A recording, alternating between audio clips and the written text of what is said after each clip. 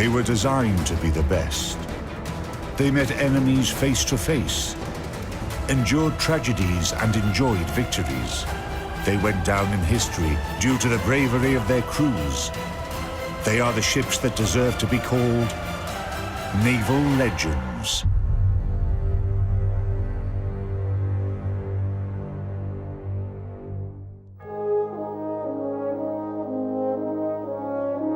US battleship Alabama, British cruiser Belfast, and Polish destroyer Błyskawica. These ships are very different, but they all have one thing in common.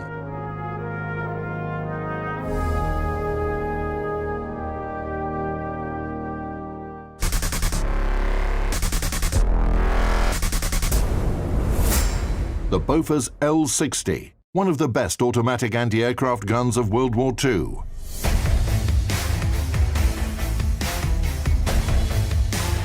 It is estimated that this model of 40mm automatic cannon shot down more airplanes than all other anti-aircraft guns put together.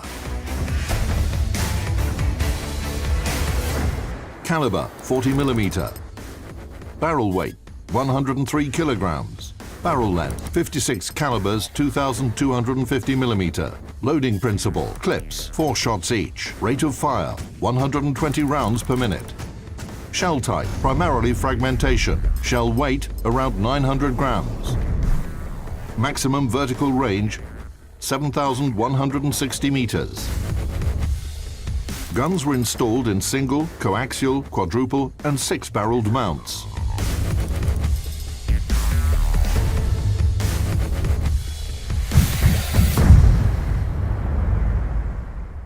She became a very efficient gun for anti-aircraft and surface targets.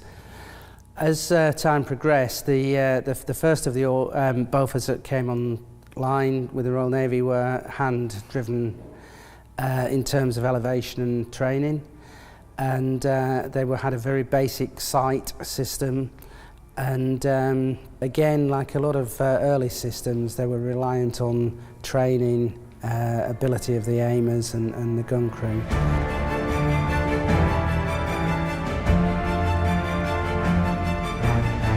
The specifics of World War II artillery relies on the fact that the smaller the caliber is, the more it depends on the gun crew, on their cohesion in combat. The performance characteristics of light guns, anti-aircraft guns, and Bofors in particular, are a combination of the artillery mount itself and the training and coordination of its crew.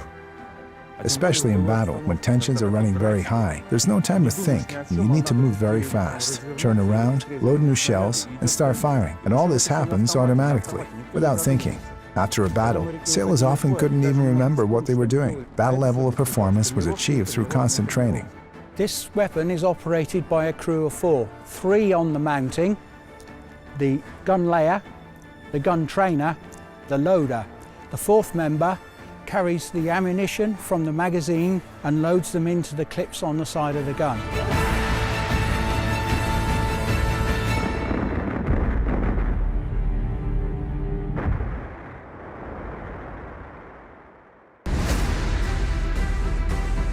The L60 was developed in neutral Sweden. Bofors, a metallurgy company, started manufacturing cannons around the 1870s. Then it was owned by the famous Alfred Nobel for a while. And after World War I, Bofors actively cooperated with the German Krupp consortium. In March 1932, the official trials of the automatic anti-aircraft cannon L60 were completed, and it was put on the market. In 1933, British and American military engineers studied the gun and were quite impressed. The Swedish system was more effective than the obsolete British Vickers pom-poms and had more firepower than the Chicago pianos used by the US. The maximum vertical range of Bofors was almost twice that of the British gun, and though the Swedish system had a slightly lower rate of fire than its American counterpart, the shells it used were twice as heavy.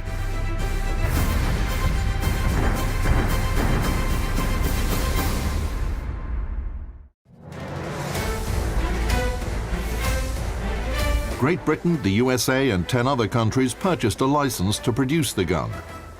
and by the beginning of World War II, Bofors exported their L60 to 18 countries on different continents.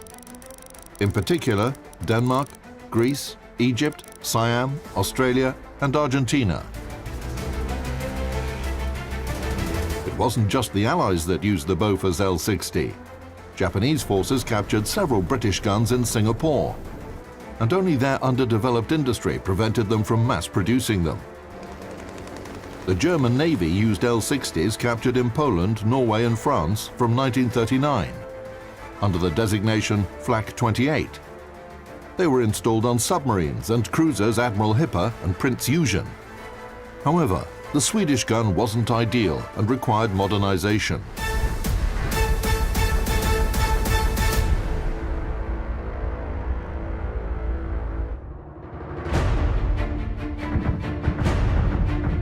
After 300 rounds, it would be too hot and require the barrel to be changed. The barrel is air-cooled, and therefore the ambient temperature plays a great part in how long it would actually require to cool down. During an intense battle, several hundreds or even thousands of shots are fired. That's why the issue of barrel replacement is so vital. This is why the gun crew was trained to carry out this maintenance under combat conditions. They could complete the procedure in mere seconds.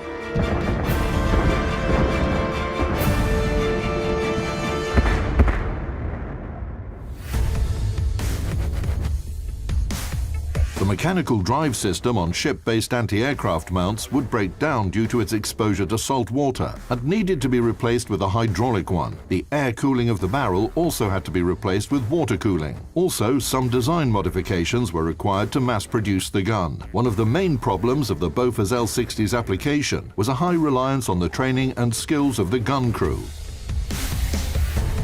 The job of the loader is to carry or load the gun by lifting the clip,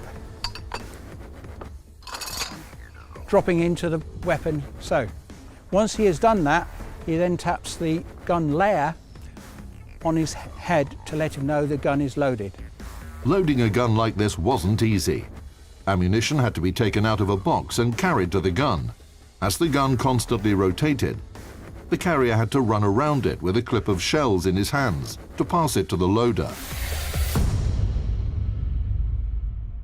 This position on the gun is known as the trainer's position, and these handles are turned or reversed to allow the gun to move backwards and forwards on the target using the gratical sight in front of you. Following the tracer being fired from the gun, we can adjust for aim off if we are too far in front or too far behind the target, to allow the other side of the gun, which is the layers side, to then manufacture the elevation for the target.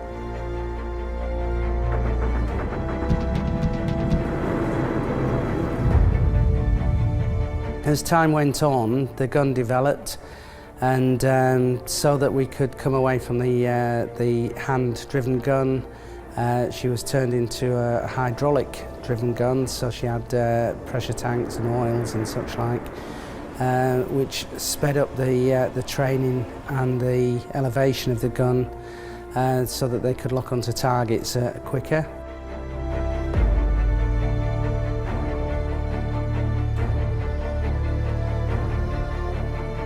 This is the gun layer's position.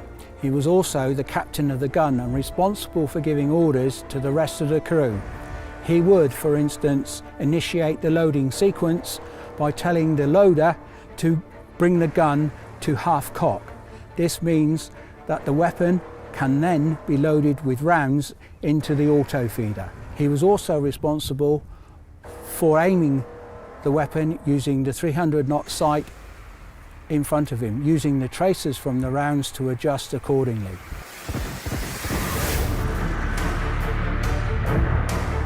The sight arrangement was going away from the spiderweb type of sight to a mirror type of sight, which was basically what we'd call a head-up display today.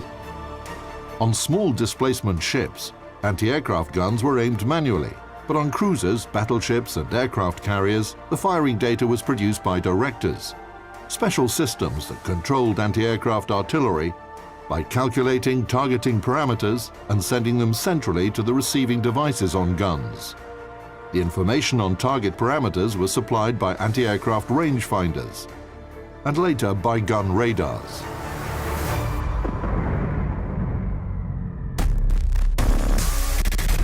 The command to engage or fire comes directly from the command, and without further ado, the gun captain would press the firing push.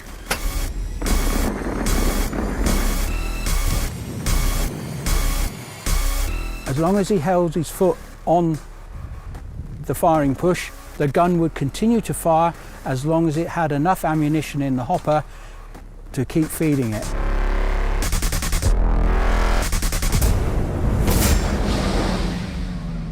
The guns created a fire barrage, which was almost impossible for a single aircraft or entire squadrons to penetrate. You can see it in old newsreels. There's literally a wall of fire in the air, and some plane trying to get through it.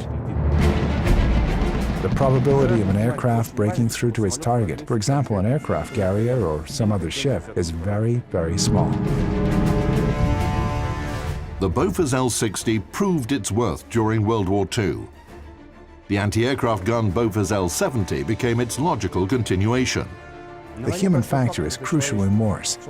A man can become frightened, maybe poorly trained, or something unexpected can happen to them. As a result, the struggle to minimize the influence of the human element and to increase the gun's survivability and rate of fire led to the development of the modernized Bofors L70, which required minimal human input if compared to the very first Bofors gun, such as the L60. However, the L60 remained in use on some ships. In 1982, during the Falklands War, which involved Great Britain and Argentina, the British managed to shoot down a jet plane using this Bofors gun. Even in the 1970s, when artillery was gradually replaced by missile systems, Bofors cannons remained in service. Not only the upgraded L70s, but also the veteran L60. It can still be found on some German minesweepers and the heavily armed US AC-130 gunships, which provide fire support to ground units.